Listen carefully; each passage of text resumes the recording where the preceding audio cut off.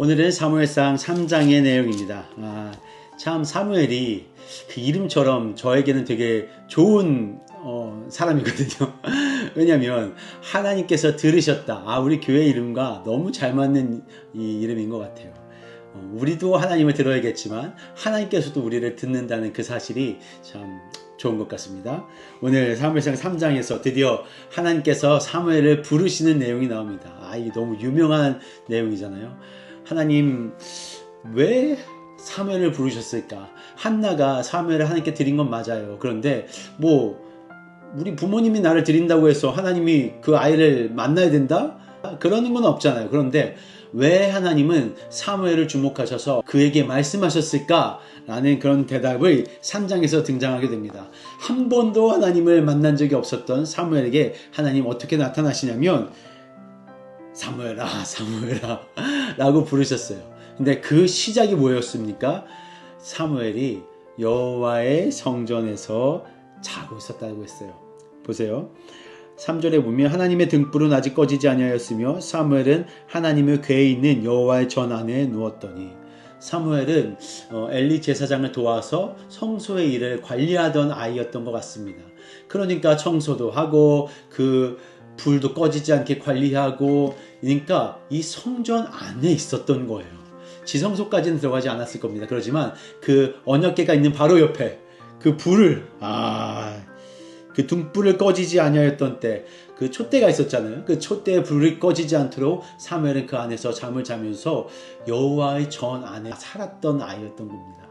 여러분, 이게 하나님께서 사용하시는 사람의 모습을 저는 보여준다고 생각해요. 하나님 안에 머물러 있는 자. 여러분, 하나님 안에 머물러 계십니까? 여러분의 삶이 지나가는 모든 시간을 보시면 여러분이 얼마나 하나님 앞에 머물러 있는지를 우리가 한번 생각해 보게 되는 거죠. 우리가 직장을 갈 수도 있고 무슨 일을 할 수도 있고 학교에 갈 수도 있어요. 그런데 하나님 앞에 머물러 있다는 것은 무슨 뜻입니까? 하나님이 내 옆에 계신 것을 인식하고 인지하며 살아간다는 뜻이죠.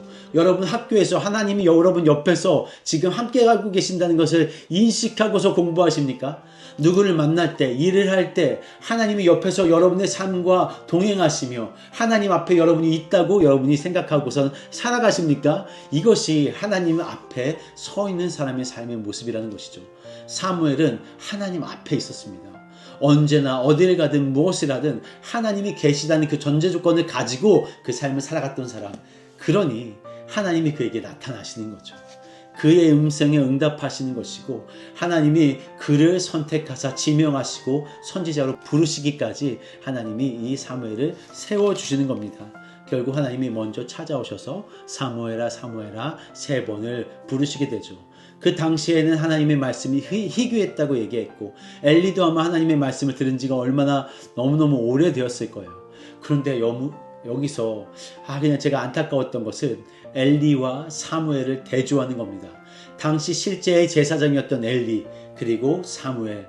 하나님은 엘리에게 나타나지 않으시고 사무엘에게 나타나셨어요. 사무엘이 그게 하나님의 음성인지도 몰랐는데 엘리는 3번째 그것이 하나님의 음성인 것을 알아차립니다. 그냥 개인적인 생각으로는 엘리도 어렸을 때, 어느 그 제사장이 되었을 어느 때 하나님의 음성을 듣진 않았을까?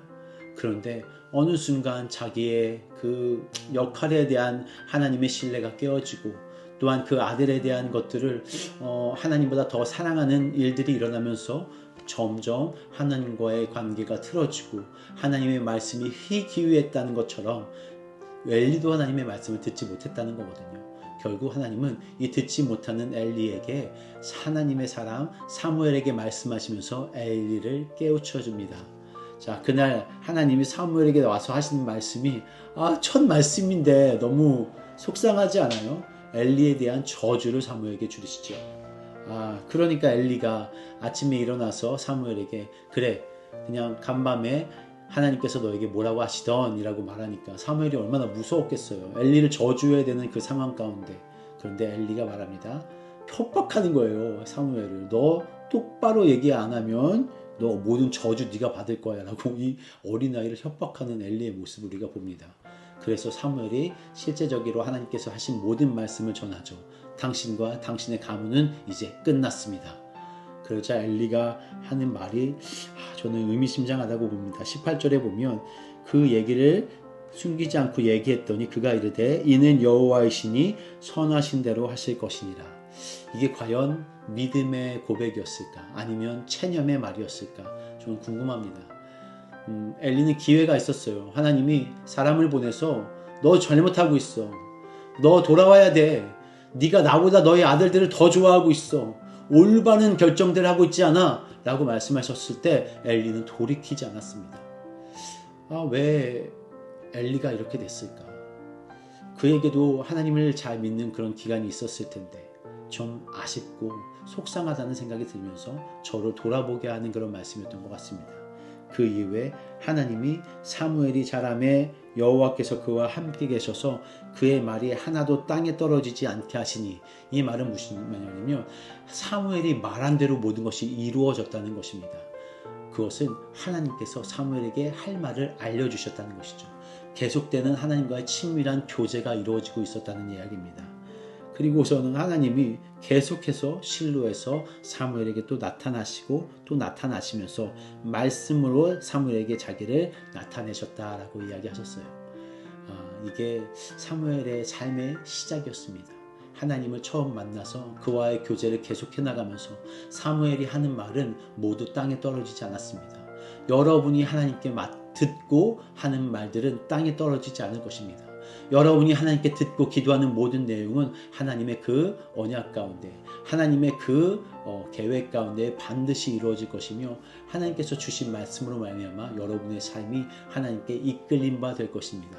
여러분, 엘리처럼 살고 싶습니까? 아니면 사무엘과 같이 살고 싶습니까? 우리에겐 너무나 정확하죠. 하나님의 말씀으로 듣고 반응하며 하나님과 교제하는 그런 삶, 여러분에게 그런 하루가 되시기를 기도하고 축복합니다.